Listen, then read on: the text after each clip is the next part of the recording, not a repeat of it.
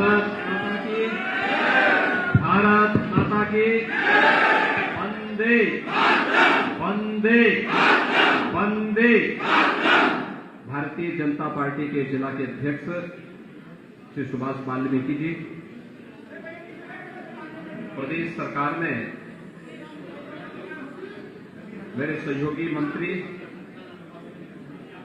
अशोक कटारिया जी, सूर्य प्रकाश पाल जी,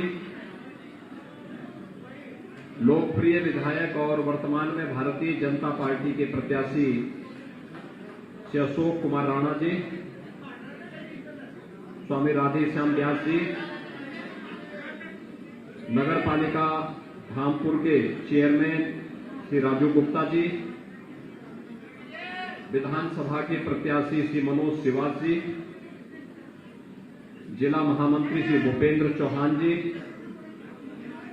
जिला पंचायत अध्यक्ष श्री साकेंद्र प्रताप सिंह जी, आज के इस कार्यक्रम में उपस्थित धामपुर विधानसभा क्षेत्र से जुड़े हुए सभी उपस्थित भाइयों बहनों, महात्मा विदुर की इस पावन धरती पर मुझे एक बार फिर से आने का अवसर प्राप्त हुआ है। मैं इसके लिए आप सबका हृदय से अभिनंदन करता हूं। 3 माह पूर्व में आया था जब जनपद बिजनौर की बहुप्रतीक्षित मेडिकल कॉलेज की मांग को पूरा करते हुए मैंने उसके शिलान्यास के लिए मुझे आने का अवसर प्राप्त हुआ था। भाइयों बहनों, मेडिकल कॉलेज स्वास्थ्य क्षेत्र की विशेषज्ञ चिकित्सा सुविधा प्रदान करने का वाला एक महत्वपूर्ण संस्थान होता है और इस संस्थान के लिए वर्षों से, दशकों से बिजनौर की जनता मांग करती थी। लेकिन यहां के हमारे जो जनप्रतिनिधि हैं, उनके प्रयास से, प्रधानमंत्री मोदी जी के आशीर्वाद से अंततः यहां पर एक मेडिकल कॉलेज दिया और मेडिकल कॉलेज का नामकरण हम लोगों ने महात्मा विदुर के नाम पर ही रखा है। जनपद बिजनौर कृषि उद्यमिता के क्षेत्र में देश और दुनिया के अंदर अपना नाम किया है, लेकिन पिछली सरकारों में उपेक्षा का दंश सदैव जनपद ने झेला है। विकास नहीं बल्कि आपराधिक गतिविधियों का विकास हुआ, अराजकता फैली, छोटी छोटी बात के लिए उपद्रव होते थे, बेटियों की सुरक्षा खतरे में थी, किसी भी गरीब को शासन की योजना का लाभ नहीं मिल पाता था और जो सरकारें होती थी चेहरा देख करके योजनाओं को बांटती थी। पर्व और त्योहार शांतिपूर्ण तरीके से नहीं हो पाते थे। पर्व और त्योहार के पहले कोई ना कोई बड़ा दंगा होता था। कर्फ्यू के कारण जीवन अस्त व्यस्त हो जाता था, लोगों को अपने घरों के अंदर कैद होने के लिए मजबूर होना पड़ता था। और भाइयों बहनों, आज फर्क साफ है, ये फर्क साफ है, आप स्पष्ट देख सकते हैं। पिछली सरकारों में दंगों के कारण महीनों महीनों कर्फ्यू रहता था, लोगों का जीना हराम हो जाता था और हम लोगों ने तो इस सदी की सबसे बड़ी महामारी कोरोना में भी कर्फ्यू नहीं लागू होने दिया, बंद नहीं होने दिया है। दुनिया कोरोना की थर्ड वेव से कांप रही है, पूरी दुनिया कांप रही है।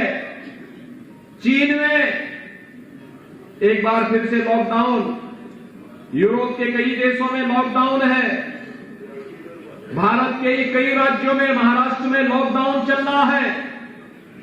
लेकिन उत्तर प्रदेश में हम लोगों ने कहा न कोरोना हमारे यहां के जीवन को कुछ कर पाएगा और न कोरोना का ही कोई कुछ करने देंगे। कर्फ्यू की बात तो दूर, हमने कोरोना कर्फ्यू भी नहीं लागू होने दिया। प्रधानमंत्री मोदी जी के नेतृत्व में कोरोना प्रबंधन का जो कार्य देश के अंदर हुआ, दुनिया ने उसको एक मॉडल के रूप में लिया, जिसमें व्यक्ति के जीवन को बचाने के साथ साथ जीविका को भी प्राथमिकता दी गई। जीवन और जीविका को बचाने की ये कवायद एक सफल मॉडल के रूप में दुनिया के अंदर सराहा जा रहा है। और वही कार्य उत्तर प्रदेश के अंदर हमारी सरकार ने भी किया। एक मॉडल दिए, हर व्यक्ति को फ्री में राशन। डबल इंजन की सरकार होगी तो राशन भी डबल डोज दी जाएगी। डबल डोज का राशन और डबल डोज वैक्सीन का भी। 44 लाख लोगों को अकेले बिजनौर जनपद में फ्री वैक्सीन दी जा चुकी है। प्रदेश में 25 करोड़ 34 लाख लोगों को कल शाम तक वैक्सीन दिया जा चुका है। यानी मान करके चलिए कि आज हम 25.5 करोड़ लोगों को आज शाम तक वैक्सीन दे चुके होंगे। ये वैक्सीन फ्री में है। कोरोना का उपचार free, test free, vaccine free, ration free. यही तो सरकार है। और पहले की सरकारें क्या करती थी? गरीबों का दवा भी खा जाती थी और राशन भी। खाद्यान्न माफिया दूसरे देशों को बेच देते थे। गरीब देखता रह जाता था, भूखों मरता था। और वही पैसा जो उन गरीबों का इन माफिया और पिछली सरकारों के मंत्रियों ने कमा कमा करके अपने घरों में भरा था, आज हम जेसीबी चला करके, बुलडोजर चला करके वो निकाल रहे हैं। तो भाइयों बहनों, नोटों की गड्डियों के पहाड़ आपको दिखाई दे रहे होंगे। ये चीजें दिखाती हैं आज पीड़ा। सपा, बसपा और कांग्रेस को पीड़ा क्या है? इसी बात की पीड़ा है क्योंकि माफियाओं के प्रति उनकी संवेदना थी। इसलिए जब माफियाओं के खिलाफ कार्रवाई होती है तो उनको पीड़ा होती है। उनकी संवेदना गरीब के लिए नहीं थी, गांव के लिए नहीं थी, कमजोर के लिए नहीं थी, दलित और वंचित के लिए नहीं थी, किसान और नौजवान के लिए नहीं थी, महिलाओं की सुरक्षा के लिए नहीं थी। उनकी पीड़ा तो माफियाओं के प्रति थी, अपराधियों के प्रति थी। उनकी पीड़ा तो आतंकवादियों के प्रति थी। 2012 में समाजवादी पार्टी की सरकार प्रदेश में आती है और उस समय के मुख्यमंत्री ने पहला फैसला किया था और वह फैसला था श्री राम जन्मभूमि पर आतंकी हमला करने वाले आतंकवादियों के मुकदमों को वापस लेना। और उसका परिणाम था हर तीसरे दिन प्रदेश में एक दंगा होता था। कोसी कला मथुरा से जो सिलसिला शुरू हुआ, मुजफ्फरनगर के दंगों को कौन भूल सकता है? बिजनौर के उपद्रव को कौन भूल सकता है? मेरठ के कर्फ्यू को और बुलंदशहर की अराजकता को कौन भूल सकता है? और ये उपद्रव, ये दंगाई, ये पेशेवर माफिया, किराना का प्लान कराने वाले लोग वही आज सपा, बसपा और कांग्रेस के प्रत्याशी बनकर के फिर से आ गए हैं। लेकिन हमारी सरकार 2017 में आई, भारतीय जनता पार्टी की सरकार ने पहला काम किया, बेटियों की सुरक्षा के लिए एंटी रोमियो स्क्वाड का गठन किया। क्योंकि बेटी तो बेटी होती है और बेटी की सुरक्षा, हर बेटी को सुरक्षा मिलनी चाहिए। ये भारतीय जनता पार्टी की प्रतिबद्धता थी, हमने उसको किया। आज प्रदेश की हर बेटी प्रदेश में अपने घर में रहकर के, अपने मां बाप के सानिध्य में रहकर के स्कूल जाती है। किसी सौदे, किसी गुंडे की हिम्मत नहीं कि उस बेटी पे छींटाकशी करे।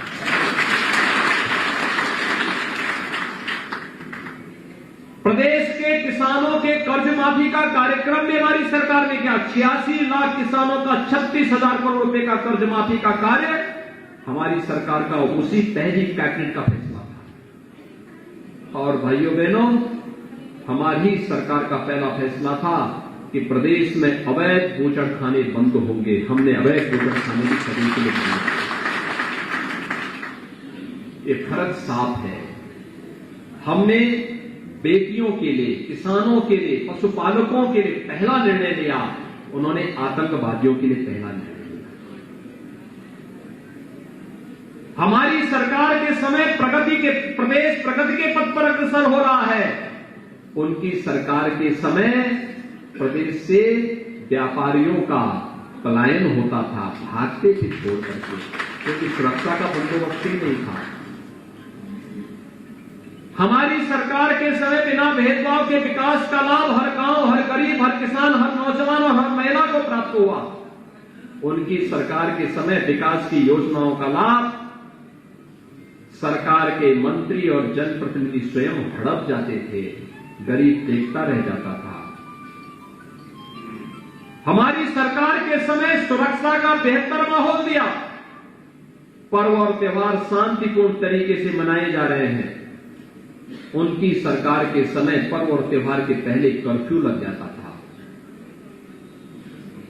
कांवड़ यात्रा में रोक लग जाती थी। हमने तो कहा कांवड़ यात्रा को नहीं रोकेंगे, धूमधाम के साथ कांवड़ यात्रा को निकालेंगे। और मैंने तो सरकारी हेलीकॉप्टर देकर के मैंने कहा पुष्प वर्षा करो कांवड़ यात्रा में, थोड़ी धूमधाम से।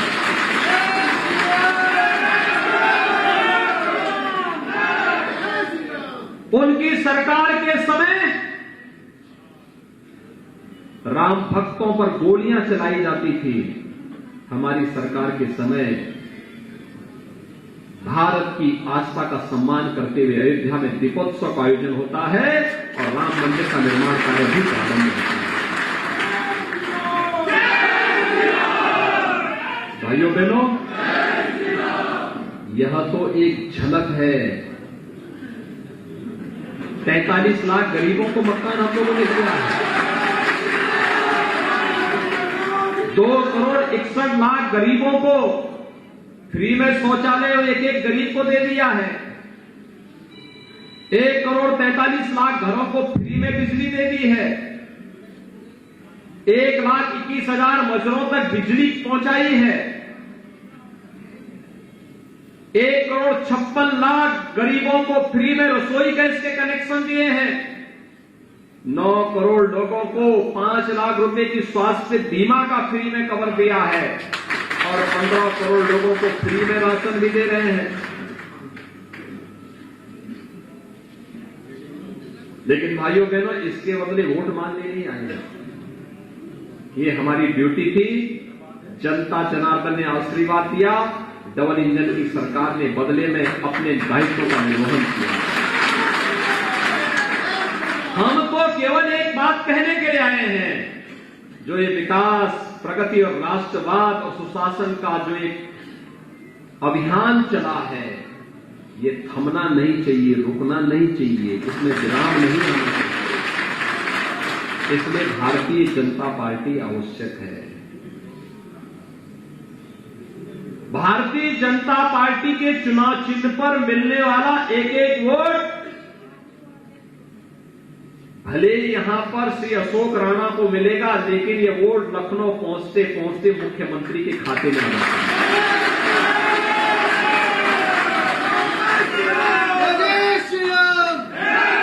क्योंकि फैसला तो मुख्यमंत्री की अध्यक्षता ही करती है और ये फैसले वहीं से ले जाते हैं। और इसीलिए आपसे अपील करने के लिए आया हूं। मेडिकल कॉलेज पहले की सरकार में सोच भी नहीं सकती थी। ये 4 लेन की सड़क पिछली सरकारें सोच भी नहीं सकती थी। ये दीपोत्सव का आयोजन, भव्य कुंभ और दिव्य कुंभ, ये रंगोत्सव का कार्यक्रम पिछली सरकारों की सोच में था ही नहीं। वहां पे तो केवल सेफई महोत्सव था।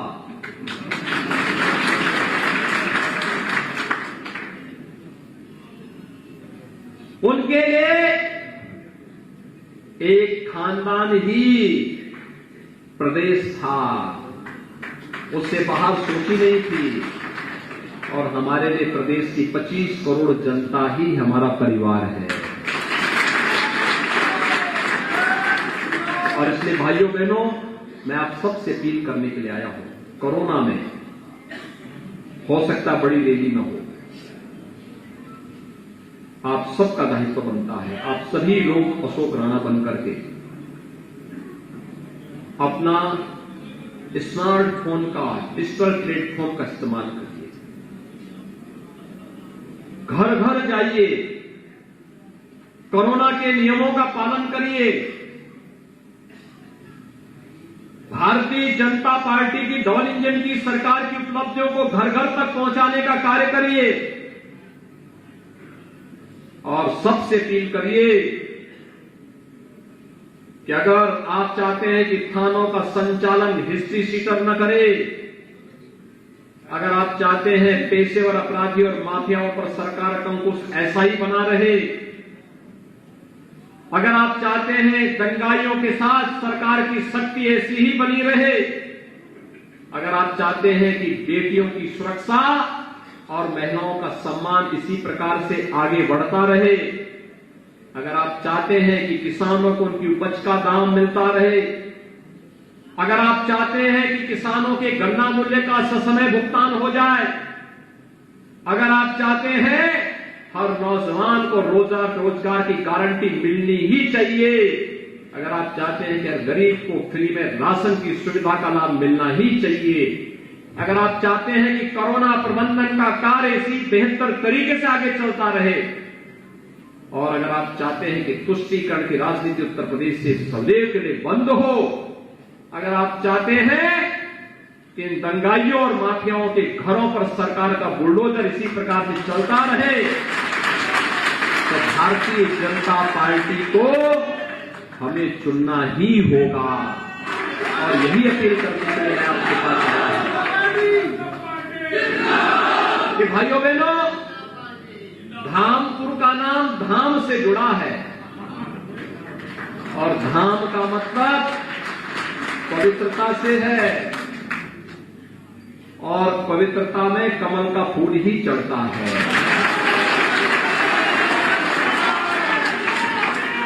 कमल के फूल के साथ हम सबको अपना आत्मिक संबंध जोड़ना पड़ेगा और इसलिए धामपुर विधानसभा क्षेत्र से श्री अशोक कुमार राणा को भारी बहुमत से विजयी बनाने के लिए प्राण प्रण से यहां की एक एक जनता जनार्दन को अपना आशीर्वाद देना होगा।